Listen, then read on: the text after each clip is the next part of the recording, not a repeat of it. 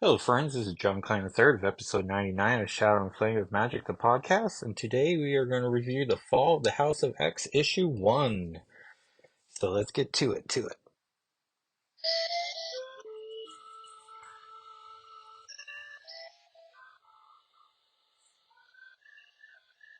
Once again, thank you, Francisco, for providing the theme song to the podcast. Appreciate it. And you. And this is the end of the Krakoan era, or at least half of the end. There will be a rise of the Powers of X, which, just like House of X and Powers of X, we're going to be going between weeks with each series. I'm sure there's a fancier word for that. But this one is written by Jerry Duggan. Art is by Lucas Wernick. Color artist is Brian Valiza. Letterer by VC's Travis Lantham. Designed by Tom Muir and Jay Bowen. And there's a slew of artists. I'm going to get the Ikyug Lee Shadow K Lockheed cover. Ordered it off eBay, so I'm excited about when that's going to come. And here's the recap for the cast of characters is Cyclops, Colossus, Wolverine, Professor X, Rasputin the Fourth, Dr. Statius, Dr. Alia Gregor, and Omega Sentinel.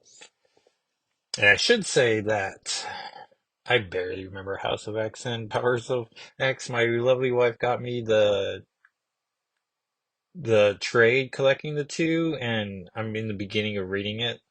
So to refresh or to read it for the first time properly, I read the first issue of House of X naturally. Kitty Pryde and Lockheed are in it, so legit own that one. But so the other ones I've read pieces of here and there, summaries or heard podcasts. So I need a double time reading this book, and maybe I'll do that a lot harder going forward, committing to it. But this is the recap. Tired of years of oppression and bigotry, mutant kind, an offshoot of humanity born of astonishing powers, founded their own nation on the living mutant island of Krakoa.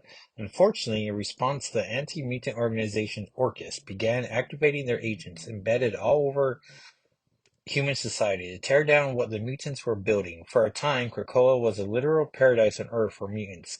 Compromises made to achieve this paradise festered under the surface of their society, threatening to tear it apart from within if not dealt with. But before that could be resolved, Orchis made their move. At the mutants' celebratory Hellfire Gala, the third one, Orchis struck, killing a number of mutants, framing mutant-kind for the death of all the humans present, and blaming the nation of Krakoa for a number of horrific misdeeds.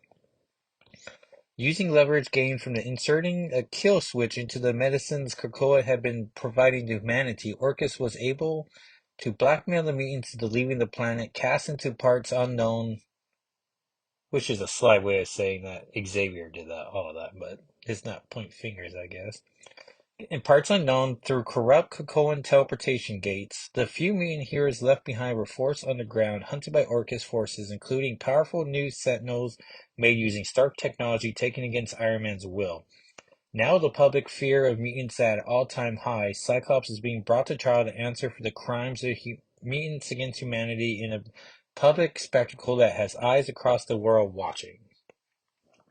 The Fall of the House of X, Issue 1, The Trial of Cyclops. X-Men, created by Stan Lee and Jack Kirby.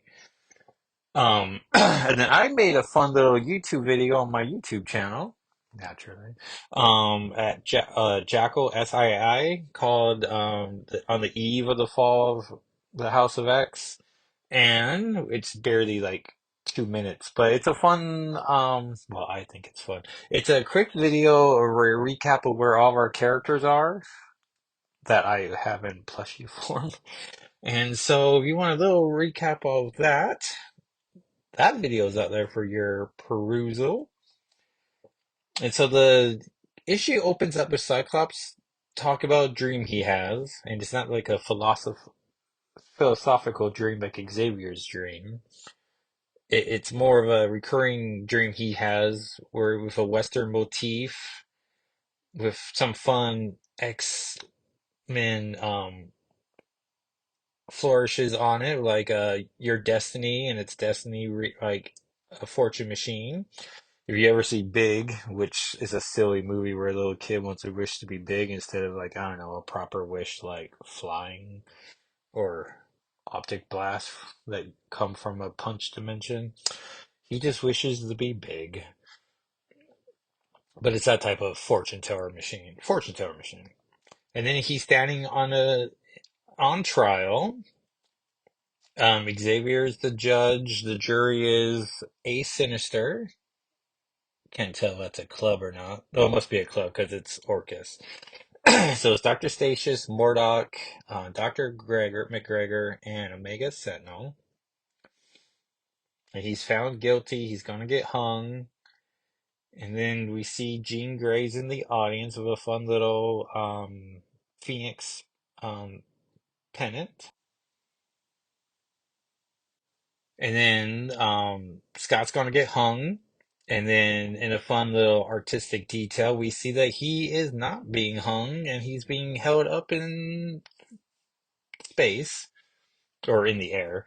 And of course, Jean's using her telekinesis and he's back awake in his classic X-Men outfit. You know, it's all blue with the yellow trunks, yellow gloves. I can only imagine behind his visor, his eyes are still sketch closed, which is horrible. And it really makes you think like, oh, he's blind during all this, and he's just being led. Otherwise, how are they keeping his powers back? Well, maybe he's wearing a mutant collar. I mean, we don't see it, but at this point, they gotta have ways to notify powers without it being, obviously transparent. And Scott's narrating, Orcus has me right where they want me, on trial, and all the mutant dumb are my co-defendants.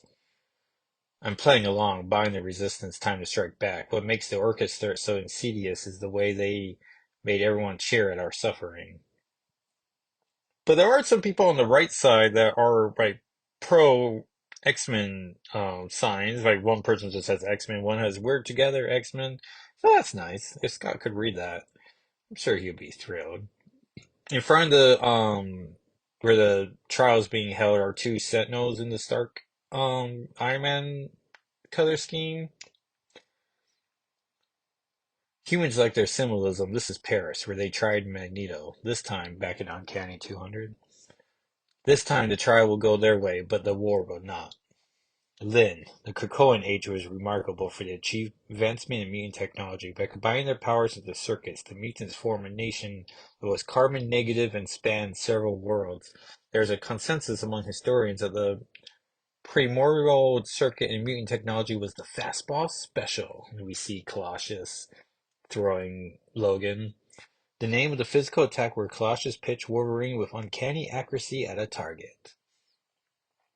I guess that's if you ignore the Krakoan from Giant Size where Storm and Polaris lift Krakoa into space, but maybe we don't want to talk about that. Now, in the dark days following the third Hellfire Gala, Colossus and Logan were infiltrating the sewers under the Paris courthouse, and their dark moods led them to invert this fastball special. And now it's Colossus just throwing people at Wolverine's claws, though they were having a difficult time coming up with a name for it. And so I guess like they're murdering people, but they're fascists, so like, do we really care? But um, they're joking about like the Pinata special, and then Logan's like maybe the curveball, the screwball special, because they're screwed, and it's just like, all right, guys, like you're straight up murdering people, but keep it light, I guess.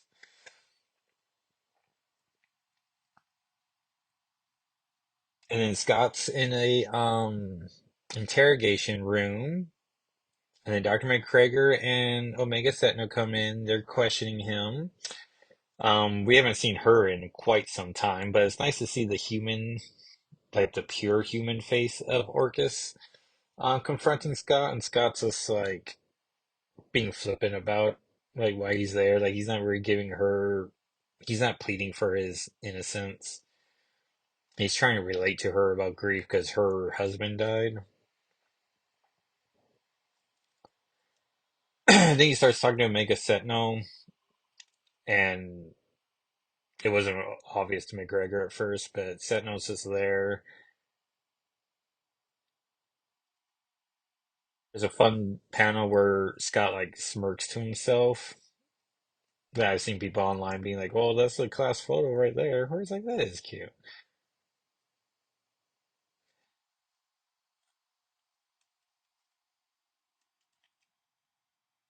And then he asks, what are they going to do after the last mutant's dead? And McGregor's like, I don't really know. He's like, well, that was for Omega Sentinel, and Omega Sentinel's like, we should go now, because of course the Omega Sentinel and Nimrod's just going to kill all the humans after they kill all the mutants, because who's going to defend the humans after that? The Green Lagoon Cocoa, we see Xavier just screaming, no more, which has made people who want to comment about Wanda's no more mutants, which one would think no more would be um that loaded of expression, but I guess, we have some time now. And then we see Xavier, a bearded Xavier, uh telepathically communicating with Rasputin the Fourth, and she's about to play a pivotal role in the rescue mission for Scott. And then Xavier calls her back, which I suspect is really the sinister portion in his, the sinister Mr. Sinister living in his head that's controlling him in this moment. But we don't get that diamond on his head. But I think that's supposed to be like a later reveal. And at first she's just like, I don't want to go right now. I'm crucial. I'm a critical role in the rescue mission. He's like, it's okay. I know you're splitting your time, but we really need you right now. She's like, very well. All right. That's what we got to do. And then Logan immediately starts trying to talk to her about like, okay, we're in position. And then she's not there. So now like, well, I guess we're on our own. And then there's a giant explosion. Orcus guards are here. These are the same guards that like Kate Pryde just slaughtered during X-Men 25. And so the boys are fighting. Logan's caught on fire. Kurt bamfs in his classic Nightcrawler outfit, but now with a beard, which he did not have a proper beard in Uncanny Spider-Man. So there's clearly some gaps here that you think of all the miniseries, we would have gotten a fun X-Men Liberators 2, Liberate Harder, um, which is a deep cut if you don't know your 90s X-Men miniseries is. But it's a pretty good one, with Phil Jimenez on art doing, and it's pretty much just collages Kurt and Logan just going to Russia and liberating, mutants there. So pretty nice. But I think that would have been a pretty good seller. And Logan's all melting, and Kurt's gonna teleport them away before more guards can show up.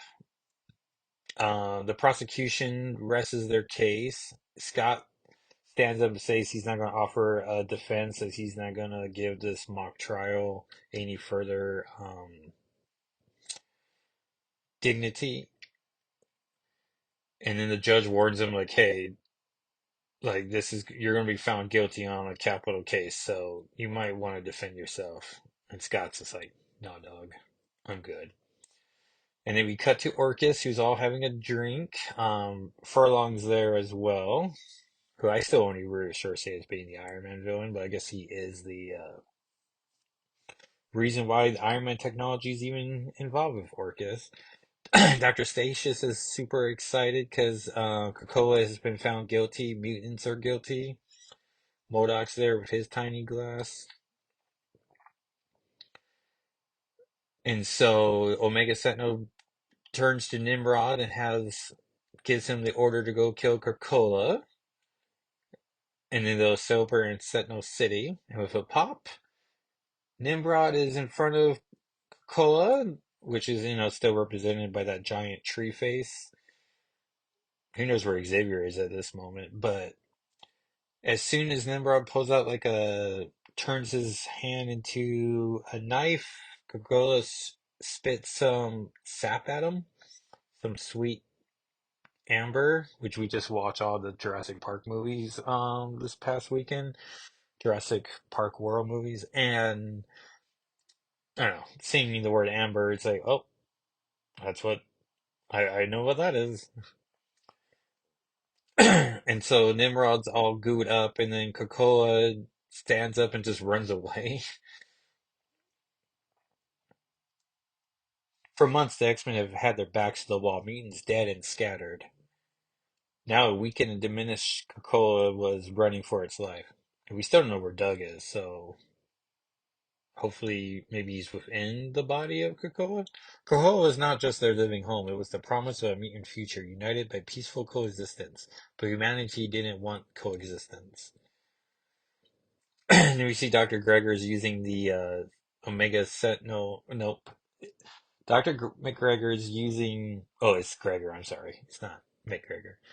Uh, Dr. Leah Gregor is using all the Orcus Iron Man scheme Sentinels to launch a speech to the world. She invokes the Xavier people of Earth while you slept, the world changed. We were lulled into a false sense of security because of a few good things that the mutants did, but they did not care for you and I. Krakoa has been proven to be an invasive alien species, and Urkus is pulling it from Earth's garden. And then pretty much just says, hey, we're going to liquidate the threat. Which is like, even in, I can only imagine the humans of the Marvel universe are just like, I don't like the idea of you liquidating people. I mean, mutants are, which and then I guess forces you in a position of being like, well, they're still people. And it's like, oh, are mutants those people? And maybe these are the questions we're supposed to be asking. And then she says this is the final warning. And so we get to the X-Jet, which Rogue and Gambit are flying. And then behind them is Colossus and Logan and Kurt and Shadow Kate, which is great. And Kate's like, what happened to Rasputin the Fourth? And they're like, well, I don't know. I would love to get an answer.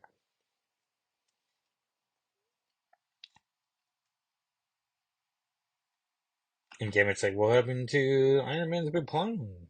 He's executing it now. The Invincible Iron Man 14 and 15, which I think 14 comes out next week. We weren't ready for the invasion yet, but it's all falling apart. We have to go now. Which, once again, why would Xavier pull Rasputin the Fourth at this crucial moment? And, of course, she's from the sinister future, so clearly if he tells her to do something in a sinister voice, which there was no fancy font or anything, but it must be the situation, and she has no choice but to listen. Anyway, these are my guesses. These are several gates I can use to rally the troops. I'll have Emma start the comms. Good luck, everybody. Which is fun to see her not being sorrowful. The survival of our people in doubt. If we lose today, we lose it all. And then Kate Pride rallies the resistance across the earth, and she talks to Emma and Tony, calling them Mr. and Mrs. X, which I know some people are insulted by because they're literally just left the scene with the official Mr. and Mrs. X of Rogue and Gambit. But I like the idea of Kate telling that to Tony for him to hear, like, hey, you married into the X family, like Emma didn't marry into the Avengers, like it's go time. And then Emma starts rallying everyone using the sweet telepathic comms of everyone. You see Miss Marvel trying to get people to safety. Falcon is, or Cap Falcon's there. Trying to see who these people in the background are. Is that Monet, maybe? And then Storm or Kate goes to Planet Orocco, which someone's like, "We're ready, Shadowcat." Oh, Wolfer is, who we know from the X-Men title. At the X Mansion, nice gun, Juggernaut. And Juggernaut has a giant gun that's like as big as he is. He makes a joke about how he smashed into one of Cable's armories, so we know that that's a legit gun. Go be unstoppable, big guy. And then she goes to the island M for Polaris, but we see that Polaris has taken off all of her clothes and has finished her drink. And if you zoom in, or lift up your glasses if you're farsighted, you can see that her coffee cup someone says Lorna instead of Lorna, and so you know that person was the first to die. Then we see Nowhere.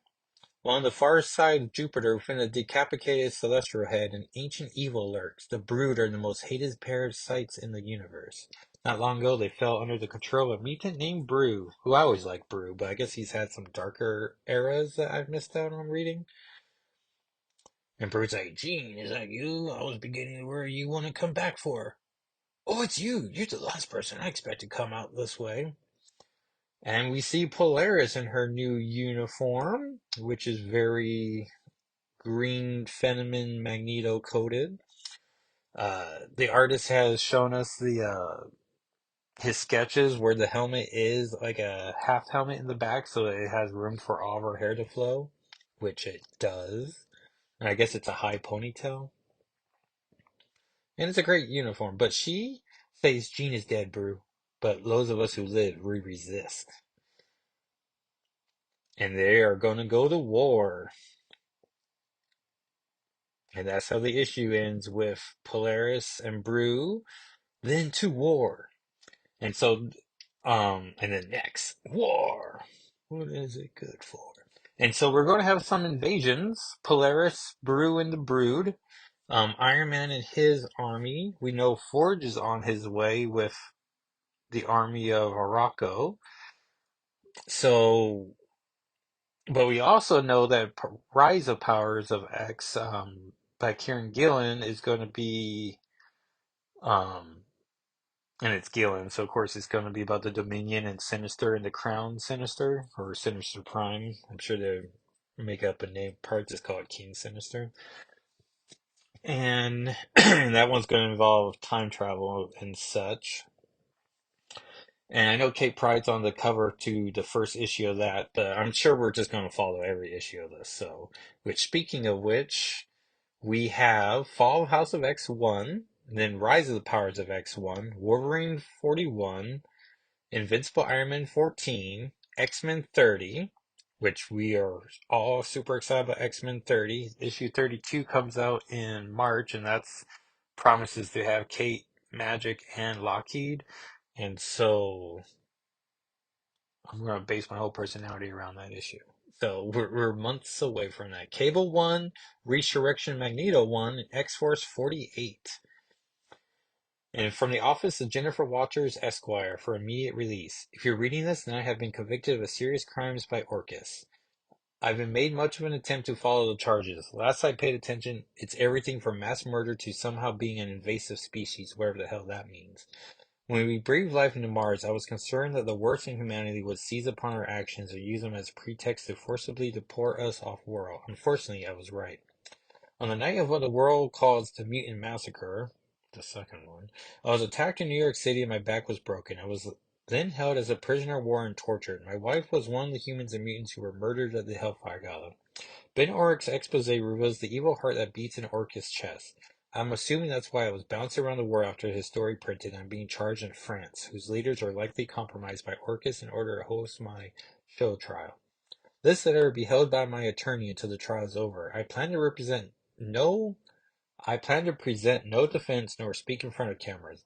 It may seem a strange choice for someone who's innocent of all charges. I'm not guilty. I'm not afraid. I simply don't want to provide fodder for the Orcus propagandists. We're in this predicament not because I lost a great battle, but because of big lies told by powerful people. But I know the truth. I am a mutant. I am an X-Man. I belong here. Mutant lives do not beget human deaths. I was born right here in the United States of America. Does the Constitution not guarantee me the same rights as anyone else? I will not be murdered by Orcus without a fight, and I ask everyone reading these words a simple question. Once fascism kills me, who will be next? Maybe you. Even now, I'm an optimist, and not because I've looked at the world through ruby quartz lens my entire adult life. I reject Orcus' jurisdiction over me. I resist, and that's voted, which is fun. I wish you peace unless you're one of the people or artificial intelligences that wish harm upon my family. If you are one of those souls, then that suggests you change your heart, if you have one. It's never too late to turn away from hate. You might wonder why I participate in Orcus sham trial at all if I have no intention of defending myself. I was buying time for my teammates and friends to gather their forces. Now I would defend myself. Cyclops of the X-Men. And that is the fall of House of X1. And not a bad issue. I hopefully I would like to see Kurt reuniting with Logan and Colossus. Um, I don't know if we're gonna get those like story beats filled in for us, or are we just supposed to assume like, yeah, that happened? Because last we saw, like on the Uncanny Spider-Man 5, Kurt was a prisoner of Orchis, so are stories gonna be told in these side stories? And at one point, X-Men in the X-Men title are gonna go up against High Evolutionary, which seems to be completely away from what this crossover is supposed to be doing, or event, I should say. So, I don't know, we got lots of questions going forward, and so come back next week as we cover whichever issues have Kate Pride in it, which most likely will be Rise of Powers of X. So, and then I'm going to try to do one issue, another 42 numbered issue. And next issue episode is episode 100, and I gotta see what I want to do to celebrate such a huge number. But thank you everyone for listening. You can follow me on Twitter and Instagram and YouTube and Blue Sky at Jacko SII. You can follow the podcast on Twitter and Instagram at SNFWM. And I'll talk to you next time. Thanks again for listening. Bye.